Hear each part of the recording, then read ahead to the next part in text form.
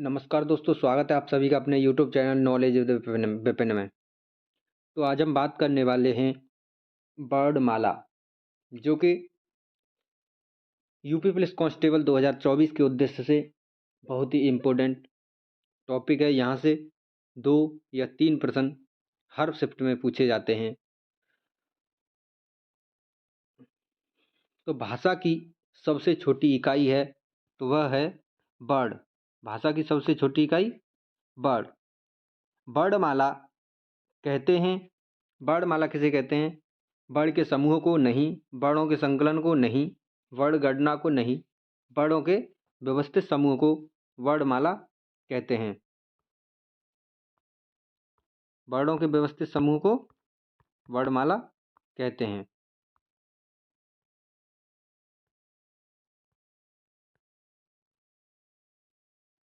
निम्न में से कंठ ध्वनियां कौन सी हैं? तो कंठ ध्वनि कौन सी होती है? क, ख, ग और घ। तो कंठ ध्वनि क और ख। स्थान के आधार पर बताइए कि मूर्धन्य वर्ण कौन से हैं? तो मूर्धन्य वर्ण होते हैं तो जो हमारे ड, ढ, जो हमारा ट वर्ग होता है वह हमारा मूर्धन्य वर्ण होता है।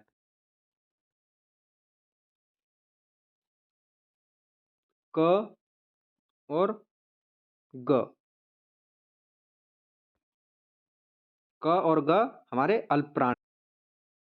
क्वेश्चन नंबर 6, निम्न में से नासिक्य व्यंजन कौन सा है? तो जो हमारा नासिक्य व्यंजन होता है यह एक नासिक्य व्यंजन है। ए, ऐ वर्ड क्या कहलाते हैं? ए और ऐ वर्ड कौन से वर्ड होते हैं? कंठ और तालु। क्योंकि ए जो बनता है अ प्लस ई से, जो अ होता है वो कंठ का होता है और जो ई जो होता है वो तालु का होता है, तो इसीलिए कंठ तालव्य ध्वनि कहलाती हैं। हिंदी वर्णमाला में अयोगवाह वर्ण कौन से हैं? अयोगवाह वर्ण कौन से होते हैं? अंग और अह जो अयोगवाह वर्ण होते हैं, मतलब योग ना होने पर भी साथ साथ चलते हैं।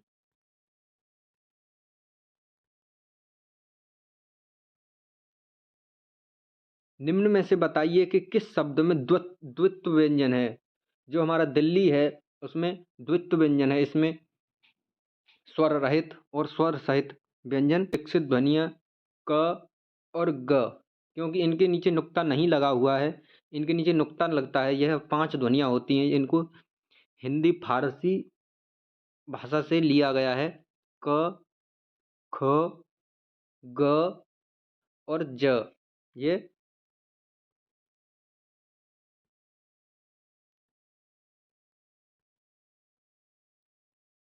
निम्न में से कौन सा घोष वर्ण है? घोष वर्ण कौन से होते हैं? पहली जो हमारा स्पर्शी व्यंजन होता है उनमें पहला और दूसरे वर्ण को छोड़कर सभी वर्ण घोष वर्ण होते हैं। तो क, ख दूसरा है, च पहला है,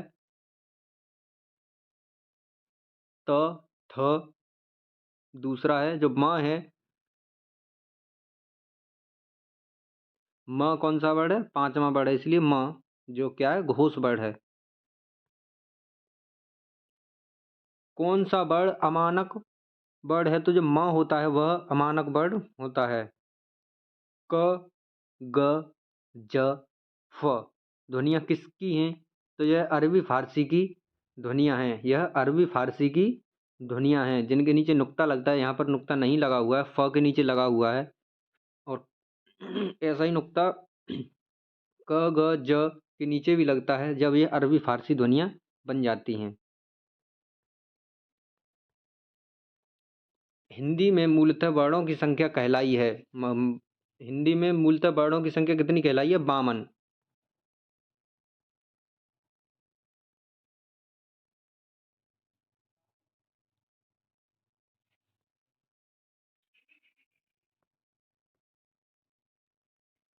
छ ध्वनि किसके अंतर्गत आती है? छ ध्वनि किसके अंतर्गत आती है? छ जो ध्वनि होती है वह संयुक्त वर्ण होता है, क प्लस स से मिलकर बनता है। हिंदू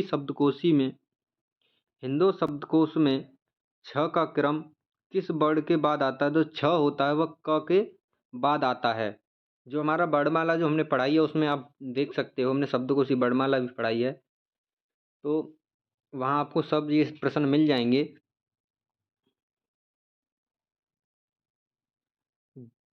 ज वर्ण किस वर्गों के संयोग से, वर्णों के संयोग से बनता है? तो ज प्लस य, ज धन य से मिलकर के बनता है, जिसमें ज आधा होता है और य पूरा होता है। अघोष वर्ण कौन सा है? अघोष वर्ण कौन सा है? तो अघोष वर्ण है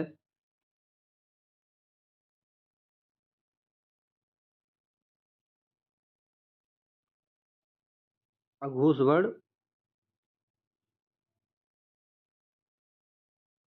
अ, स अघोष वर्ण है। स पहली दो उंगली प्लस सकार और अघोष।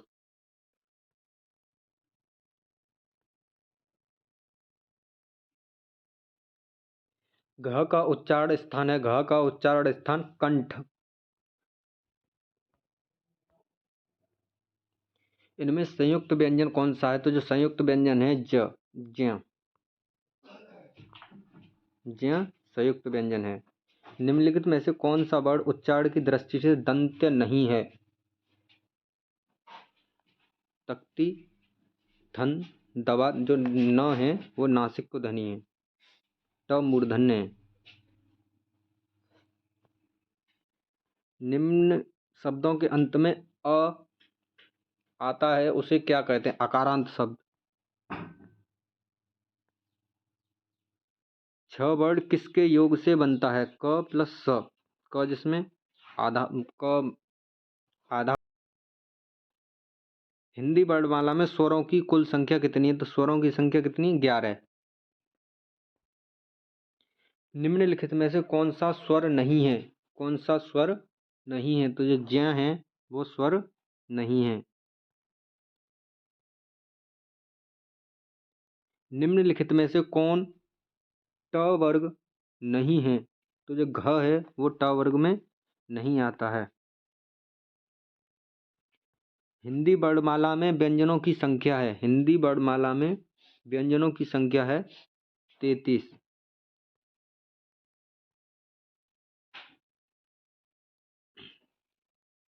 निम्नलिखित में से कौन सा पश्च स्वर है? निम्नलिखित में से कौन सा स्वर है? निम्नलिखित में से योग वाह है, कौन सा अयोग वाह? कौन सा? विसर्ग। यह इसमें प्रिंटिंग में गलत है, अयोग वाह होना चाहिए। छ ध्वनि का उच्चारण स्थान है, छ का उच्चारण स्थान है तालव्य। निम्नलिखित में से कौन एक संयुक्त व्यंजन नहीं है? तो कौन एक संयुक्त व्यंजन नहीं है? जो स है वो संयुक्त व्यंजन नहीं है। तालव्य व्यंजन है, तालव्य व्यंजन कौन सा है? च, छ, ज, झ तालव्य ध्वनि है। य, र, ल, व किस वर्ग के अंतर्गत आते हैं? य, र, ल, व एक अंतस्थ व्यंजन के अंतर्गत आते हैं। अनुनासिक का संबंध है, अनुनासिक का संबंध है नाक और मुंह से बोली जाने वाली ध्वनि।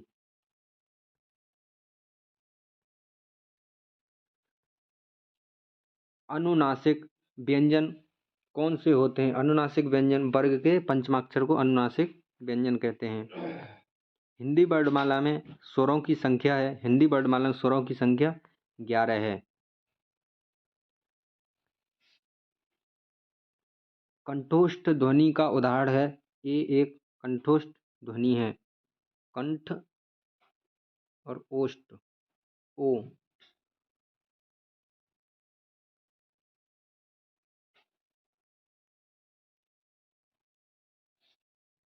ओ कंठ और ओष्ठ ध्वनि है, ओ और नहीं है ओ।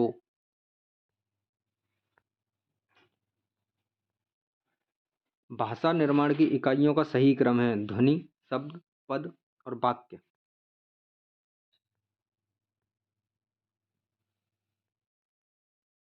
प्रयत्न के आधार पर ल किस प्रकार की ध्वनि है? पार्श्विक।